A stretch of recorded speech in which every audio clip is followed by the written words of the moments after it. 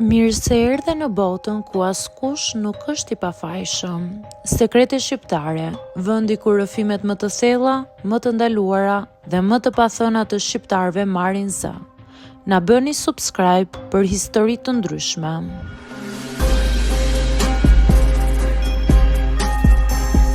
Quhem Arta dhe jam 38 vjeçe. Nuk e kam menduar kurrë që një ditë do ta thoja këtë fjalim me zë të lartë, por është e vërteta ime. Burri im më refuzon pothuajse çdo natë dhe kjo gjë po më copton nga brenda. Nga jashtë jeta ime duket perfekte. Kam një shtëpi të rregullt, një martesë që zgjat prej shumë vitesh dhe një rutinë të zakonshme si shumë familje të tjera. Por ajo që njerëzit shohin nga jashtë nuk është gjithmonë ajo që ndodh në të vërtetë brenda një shtëpie. Ne jemi të martuar prej 13 vitesh. U njohëm kur unë isha 24 vjeç dhe ai 28. Në atë kohë gjithçka dukej e bukur dhe e lehtë. Dilnim shpesh, qeshnim shumë dhe mezi prisnim të kalonim kohë bashk. Ai ishte shumë i kujdesshëm me mua.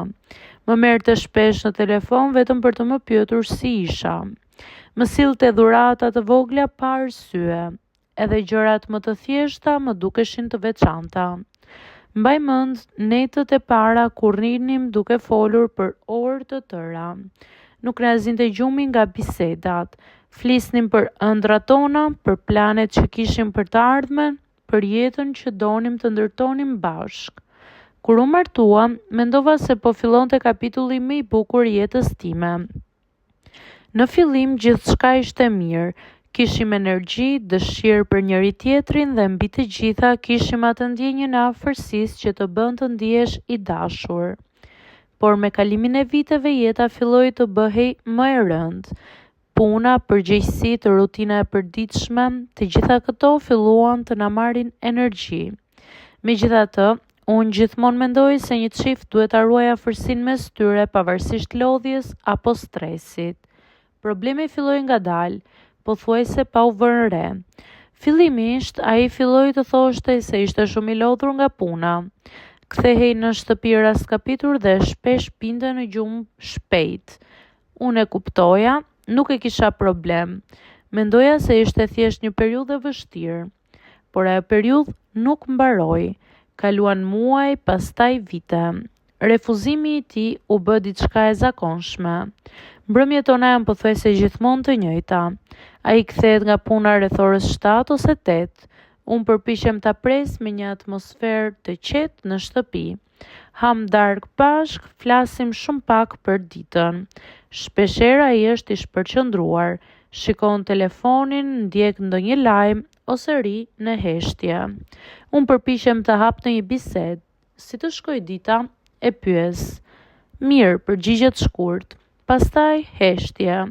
Rreth orës 11 shkojmë në dhomën e gjumit. Çdo natë përsëritet i njëjti moment që më dëm në shpirt. Unë përpiqem të afrohem pranë tij. Ndonjëherë e përqafoj nga pas, ndonjëherë i vendos dorën mbi shpatull ose mbi kraharor. Por reagimi i tij është pothuajse gjithmonë i njëjtë. Jam shumë i lodhur sonte. Ose ndonjëherë thot, nesër duhet të zgjohem herët. Pastaj kthehet nga ana tjetër e krevatit dhe mbyll syt. Në fillim përpiqesha të mos e merrja personale. I thoya vetes se çdo çift kalon periudha të tilla. Ndoshta është vetëm stres nga puna, por kur kjo fillon të ndodh natë pas nate, fillon të prek thellë.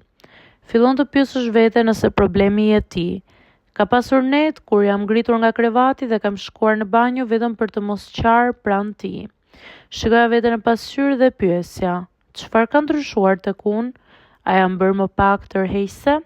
A më sheh ai ndryshe tani? Filloja të analizoja çdo gjë, mënyrën si vishem, si sillem, madje edhe mënyrën si flas me të. Ndonjëherë përpiqesha të bëja diçka ndryshe, të krijoja një atmosferë më romantike, të isha më afërt dhe më e butë, por shpesh rezultati ishte i njëjtë, refuzim. Dhe refuzimi është një ndjenjë shumë e rëndë kur vjen nga njeriu me të cilin ndan jetën, sepse nuk është vetëm një moment i shkurtër, është një ndjenjë që të mbetet në mendje për orë të tëra. Një natë vendosa të flas hapur me të. Isha ullur në buzë të krevatit dhe ai po shikonte telefonin. Mund të pyes diçka? I thash. Po. Ke kohë që duke shumë larg meje. Ai më pa për disa sekonda. Nuk është e vërtet. Po, është, e ndjej. Ai merr frymthell dhe më tha. Jam i lodhur nga puna. Mos i mendoj gjërat kaq shumë. Ajo fjali më bëri të ndjem akoma më keq, sepse për të ndoshta ishte një gjë e vogël, por për mua ishte diçka që po më rëndonte çdo ditë. Kanet kur ai fleqet pranë meje ndërsa unë rizgjuar tër natën duke parë tavanin. Mendoj për vitet tona bashk, për kohën kur mezi prisnim të ishim pranë njëri tjetrit. Pyes veten se ku humbi ajo dëshirë. Ndonjëherë ndjej sikur ai është fizikisht pranë meje, por emocionalisht shumë larg. Dhe kjo është ndjenja më e vetmuar që mund të përjetoj një grua në një martesë, sepse nuk është vetmia e të qenit vetëm, është vetmia e të qenit pranë dikujt që dikur të donte shumë, por që tashmë duket sikur është larguar pa e kuptuar as vetë. Dhe çdo natë kur fiket drita dhe ai kthehet nga ana tjetër e krevatit, unë mbetem me të njëjtin mendim në kokë. A është kjo vetëm një fazë e vështirë në martesën tonë, apo është fillimi një distance që do të vazhdojë të rritet akoma më shumë mes nesh?